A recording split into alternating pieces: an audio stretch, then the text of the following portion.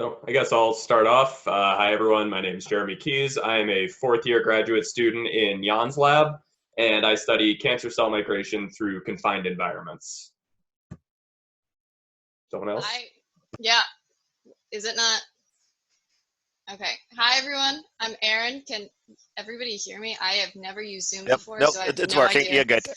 Cool.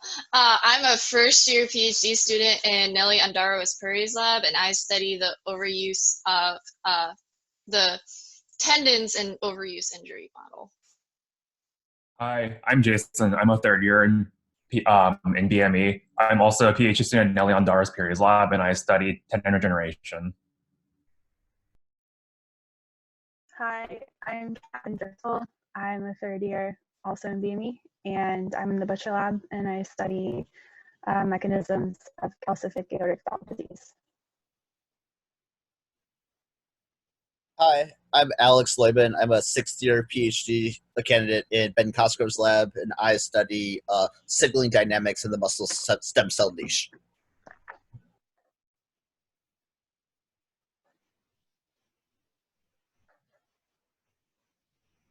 I guess for Q&A, would it help? What kind of topics would you all be interested in hearing more about? We could also tell you more about ourselves very briefly, if that helps. I'm curious about housing.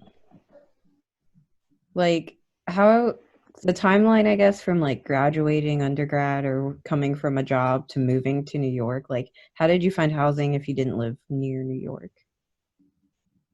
I think for the most part, there's also going to be a housing session, I believe, either today or tomorrow. But to make it short, we can also let you know that there's mostly Craigslist emails from the department once you commit. If you commit, people will email you about join my house. We have all of these rooms available.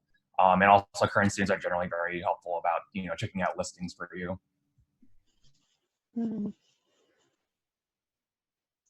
So I'll actually be a part of the housing panel tomorrow, but I agree with Jason. I had a special situation in that my undergraduate institution was Buffalo, so it's just a 2.5-hour drive down to Ithaca. So I Craigslist a bunch of houses, and I would go an entire day, and I would visit 5 houses and do that. But we can definitely answer other questions because again, there's the housing panel tomorrow. For the weather, it is upstate New York. I came from Texas, so I never had real winter before. It does get very cold. If you are planning to come here and you don't have winter clothes, invest in those eventually before you get here. The weather generally, I think it's pretty cold from November through early March is our winter period, something like that. Summers are very beautiful and warm, a little bit humid, but it's fine. It's very beautiful. In terms of driving during the winter, people do drive, but make sure your car is well suited to drive in the winter. Not all cars are, and make sure you are equipped for that. Yeah, a lot of people take the bus in the winter too. There's a pretty reliable bus that runs downtown up to campus every 8 minutes. So for me, I'm from North Carolina, which was also a big weather change, and I'm still a little nervous to drive in the snow. So a lot of the times just getting up to lab in the winter, I'll take the bus, but they do plow really well and pretty regularly. So by the time it's the weekend and I want to get groceries or whatever, it's fine. I would say that in terms of driving, the parking permit can be a bit pricey. It can be in the order of $700 or so. Some people will split one. Some people will just take the bus. I know for the first year the bus is free. After that, I think it's $300 for the year for unlimited bus pass. Buses are also free on weekends and after 6 p.m.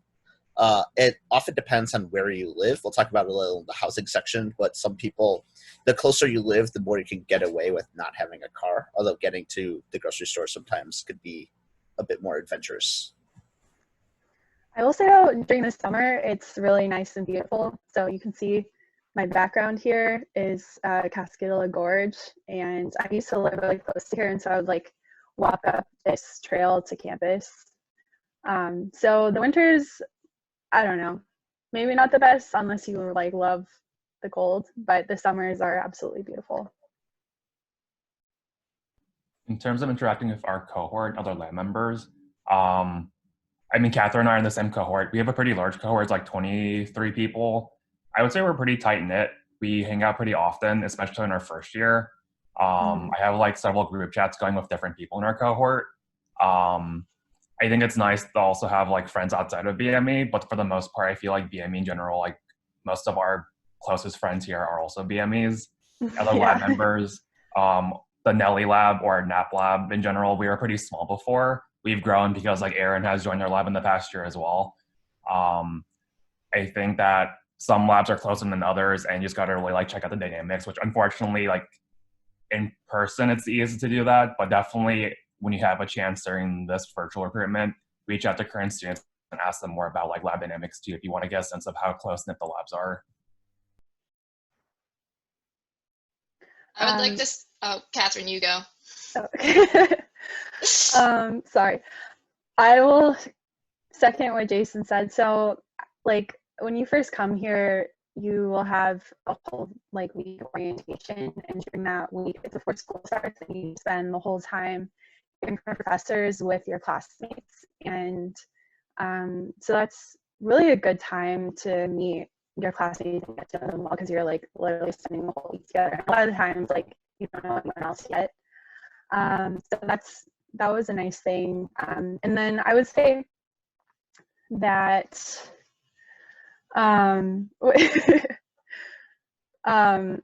would say that, yeah, like we definitely interact with people in our cohort. I mean, like there were a bunch of students that were working on a similar research topic in different labs, and we formed an ECM subgroup, which was like an interdepartmental group, just so that we could collaborate and like talk about certain issues that we were having with people outside labs. And then I would say my lab in particular is pretty collaborative, pretty conversational. I'm like constantly asking Terrence questions, who's sixth year now, and he knows everything, so that's nice. As a first year student, during that week orientation that Catherine mentioned, we all decided to make a giant Slack workspace for everything. So we have like a D&D group, we have a BM memes channel, so we share like memes with each other, and we like hang out pretty frequently. There are some of us that like to go like salsa dancing on the weekends, and that's always fun, especially to meet people outside of the cohort. But I feel like we as a first year cohort, there's like 17 of us. I completely forgot the number of us there are, but there's like, it's like a larger cohort, and we're all pretty close. We talk to each other pretty frequently. Yeah, I would say that the people here were one of the biggest reasons that I decided to come here. I felt like a community right away, and definitely played out over the course of the time I've been here and hanging out with the people, especially the people in my wing in Wow Hall, like in the neighboring labs. Like there'll be times that we just talk and, you know, bond. And also we spend time at the Big Red Barn, which is the grad community center. They have the $1 beers on Fridays, and like there's a whole bunch of people that go there, and we get to decompress and, you know, be human. It's nice.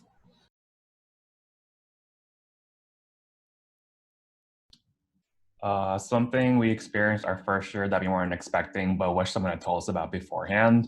I guess from personal experience, I think the main thing is that I think there's a lot of stress with rotation sometimes. If, for example, multiple people are interested in a particular lab, it's not really a competition to get into labs, because I ultimately think that it ends up working out very well for everyone. So by like end of fall, most people just like by whatever magical power just kind of disperse into the labs they were most interested in, whether or not those are the ones they came to Cornell originally for. For example, like for me, I applied not even knowing who my advisor was at the time, and we met at recruitment, and like it clicked immediately, and that's when I knew that like my advisor Nelly was one of my top choices. And then I came in October, I joined her lab. I think there shouldn't be really an expectation to like really overwork yourself in the first year either. And I think the main thing that I think people would have told me is just make sure your expectations are very clear with your rotation advisors. Get an expectation of like what they want you to accomplish out of your rotation. If it's like you should produce something, get a feel for the lab, or if it's just like shop around and they understand that. Just make sure you always like maintain that communication throughout the first year.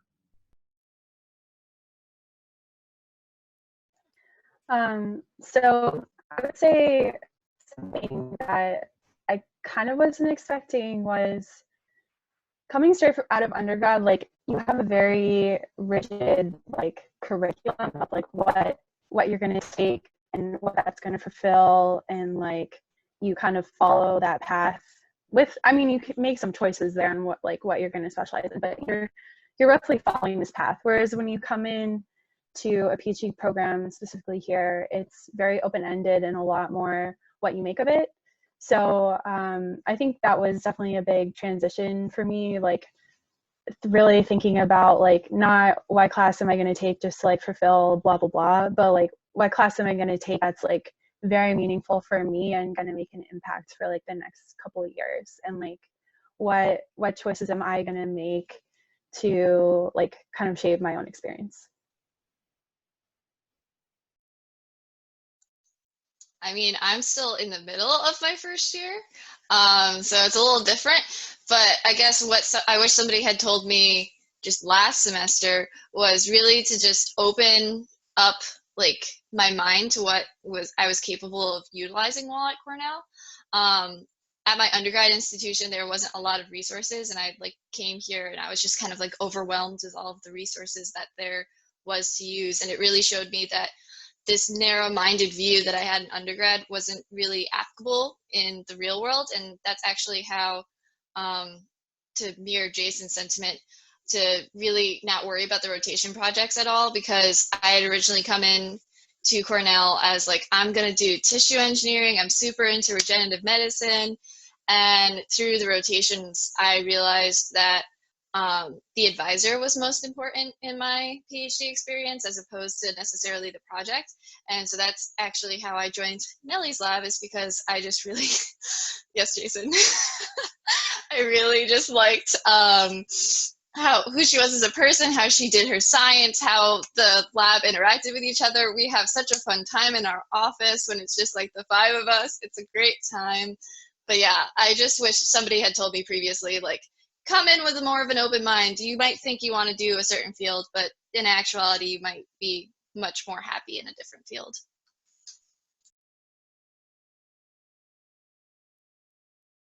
In terms of necessary to have a car, I don't have a license.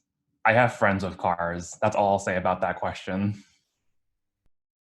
But no, you do not need a car. I have a car. I'm from upstate New York. I know how to drive in the winter. I have snow tires. I say the only time I ever drive my car is when I do go to the grocery store with my roommates, and we do it like just as a weekly thing. And that is literally the only time I ever use my car. I live in downtown area, so it's really easy to walk everywhere. And then I use the buses to get up to campus because I'm not paying $700 for a parking pass. So no, you don't need a car. Even though I have it, I don't really use it. I have a car. I use it, but in the summer I try to bike when I can.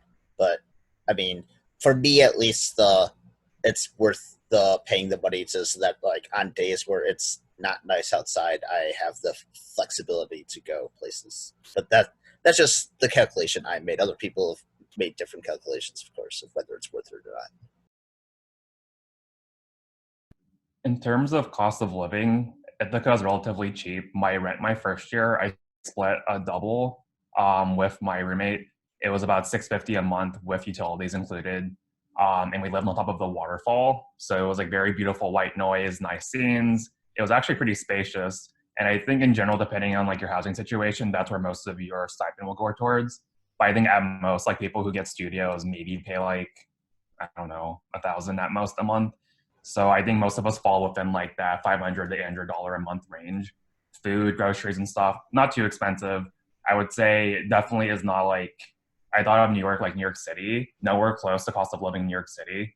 I think like your day-to-day expenses are very manageable and you actually end up saving quite a bit of your stipend, if not like most of it. I would say that it depends heavily on like where you want to live. So if you want to live in the area right next to campus where some of the richer undergrads tend to live, then you're going to see rents that are in the 4 digits. If you're willing to live basically anywhere else, you can easily get something in that range that Jason was talking about.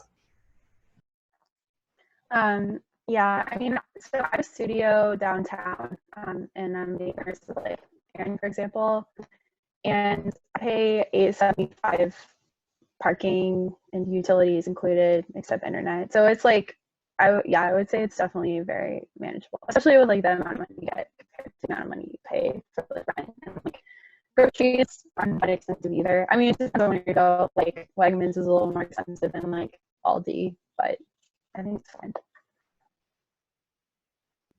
I think maybe we can, sorry, Jessica, but I think there's a separate panel on like the day-to-day like activities of a grad student at Cornell BME, so we might just pass if that's okay and defer that to later in the recruitment.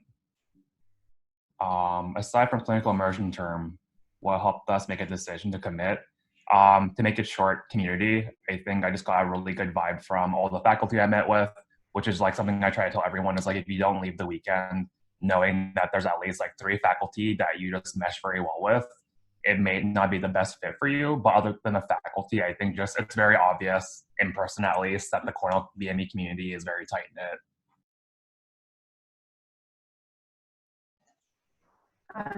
I'll just echo what Jason was saying. So when I was originally thinking about grad school, like I really wanted to move to a big city because I was like, yeah, gonna get out of college town, big city. But when I came here, I just like got a really good feeling from all the students and the faculty, and I just felt like people here seem like very chill and like not super stressed out, which was going to be important to me if I was going to be spending like 5 years somewhere. So that was definitely the biggest choice for me, and I also really like talking with the faculty here as well. I think everybody's going to say community because that was also for me. Like my recruitment weekend last year, I remember leaving being most impacted by like Jason, which is why I love hanging out with him now, and this other graduate student who's no longer here, who her name is Monet. And I just remember being like, I can like hang out with these people, we can commiserate together. And obviously like in this very stressful situation now that nobody expected to happen, we're all like coming together and trying to like really boost each other's spirits up, which is really nice.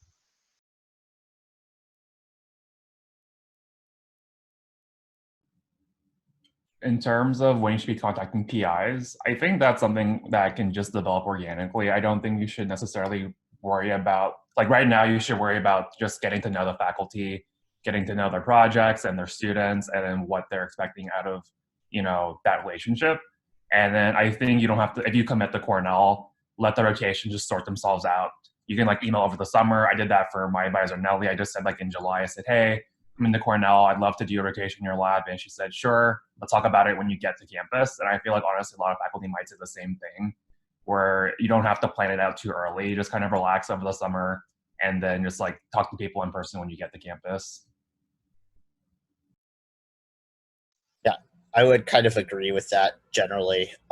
If there is a certain PI that you're really interested in, it obviously doesn't hurt to email them ahead of time, or when you're talking to them later in Zoom this week to like indicate that you're interested specifically in that lab.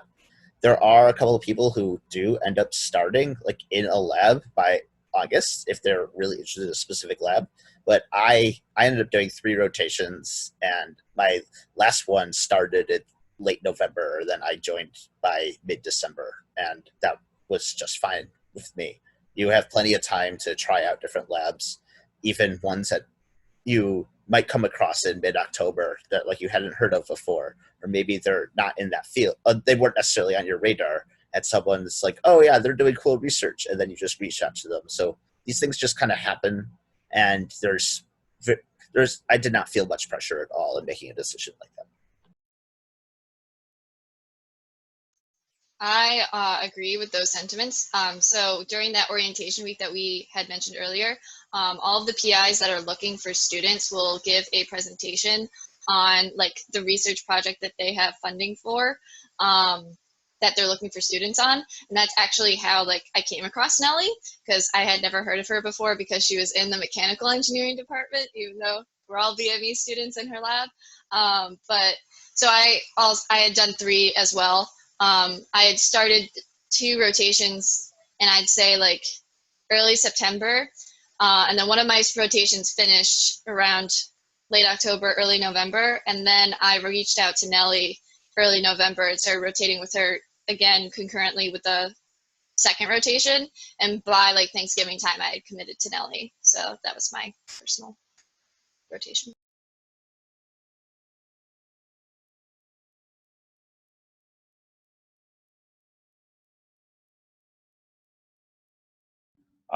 Someone had a question about transitioning from like a public school to Cornell.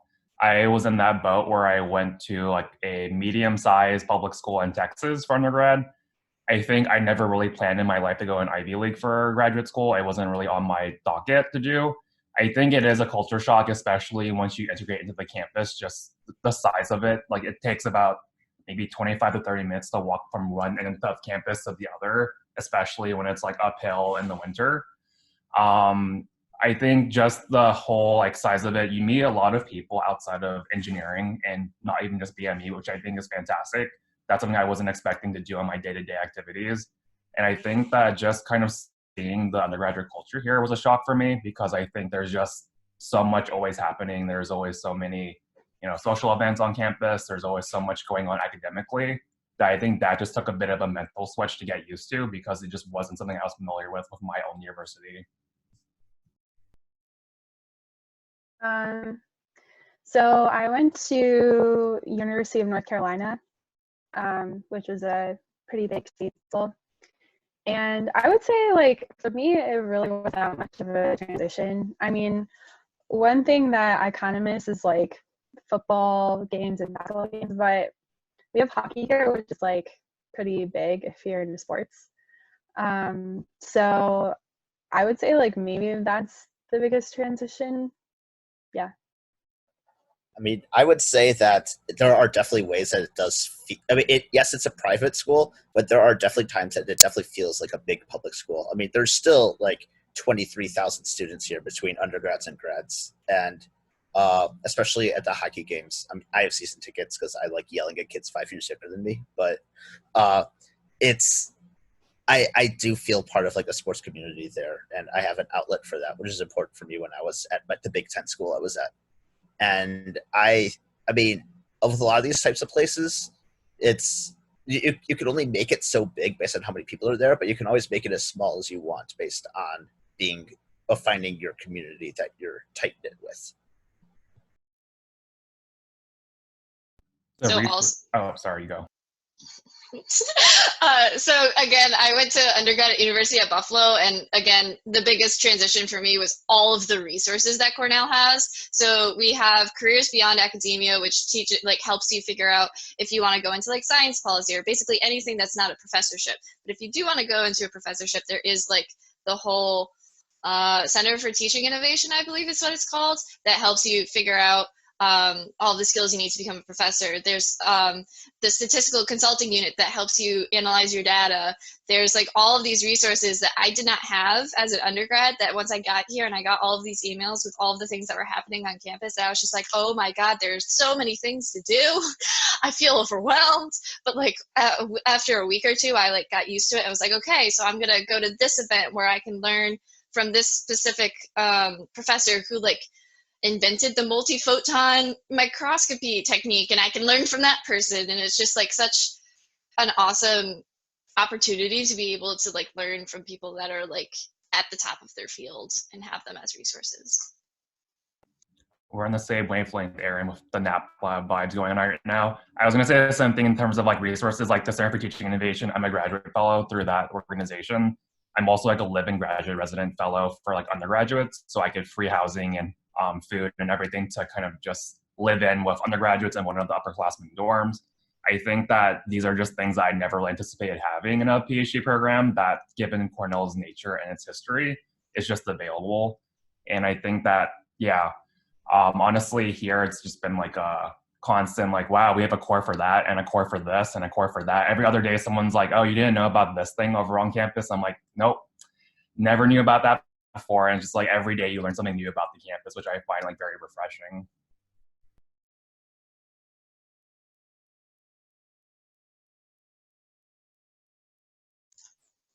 For the next question about what building most BME labs are in and do we have our own building? Kind of. I mean, we house like a majority of this building called Weil, and it's like only 10 years old, if I remember correctly. And that's like where Catherine and Alex work. But since Jason and I are in a mechanical engineering lab, we're in the engineering quad in Upson, which is where a lot of other labs are, like Mary Lane's lab or Chris Hernandez or David Erickson, but those are some other labs that are also in Upson. So it's like mainly in Weil, but then there's some of us that are down in the engineering quad.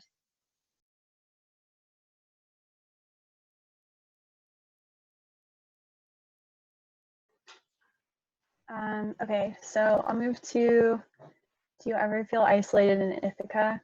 So I would say not until like this week, but obviously we're quarantining, so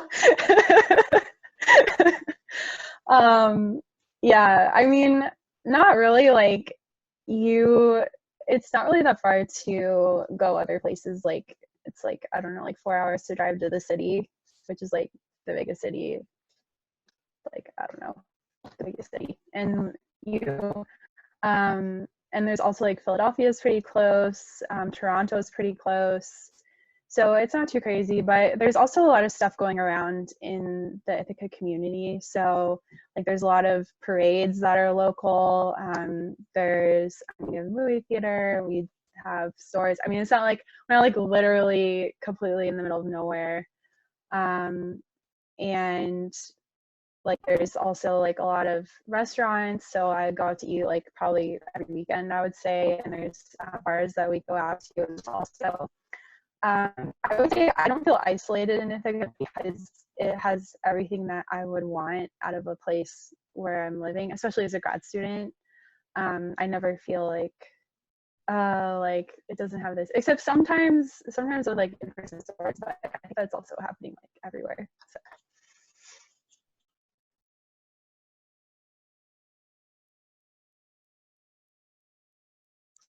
Kind of Yeah. just. Oh, Jason, you go. No, Oh. Jason, you go. Okay. For me, it's a bit different. I think my first year, it was just, I've been used to being on campus my entire like academic career, like in undergrad especially, that I think being in an apartment complex, even with a roommate, we're kind of like, we were like opposite schedules in terms of like going to classes, experiments, coming back at night. That I think for me, it wasn't isolating in a sense of like I felt alone, but I think I just really like to have people surrounding me and like that kind of community vibe ongoing, which is why like, I'm in the residence hall now advising those undergraduates, is that I get this opportunity to like live in with them.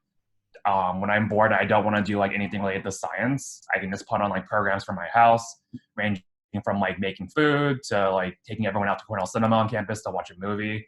And I think that has helped a lot for my mental health in terms of like just having like a core group of people that I can fall back on at any point during the day. And it doesn't have to be like specifically, again, like work related, which I think is important regardless of like where you go to school, is like making sure you have like a good balance of like not always being immersed in your work all the time and not burning out, and always making sure that you have like a fallback system for support.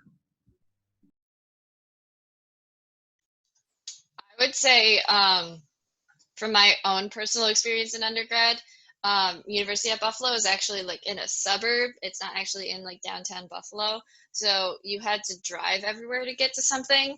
So I actually felt more isolated at UB, even though Buffalo is a bigger city than Ithaca, than I do in Ithaca, because in Ithaca I can just like walk everywhere. And like I said previously, like I'm always like going out salsa dancing on the weekends. Started getting Catherine to come with me. We like go out and do things within the town. Like Catherine said, there's all of these restaurants. Ithaca itself has like a monthly festival. So like I think Apple Fest is in like September or October. Oh, September, and then like October is like Wizarding Fest, but I think they had to cancel it because it was too close to Harry Potter. There's a chili bake-off thing in February. Like there's literally always something happening in downtown Ithaca, so it doesn't really feel that isolating.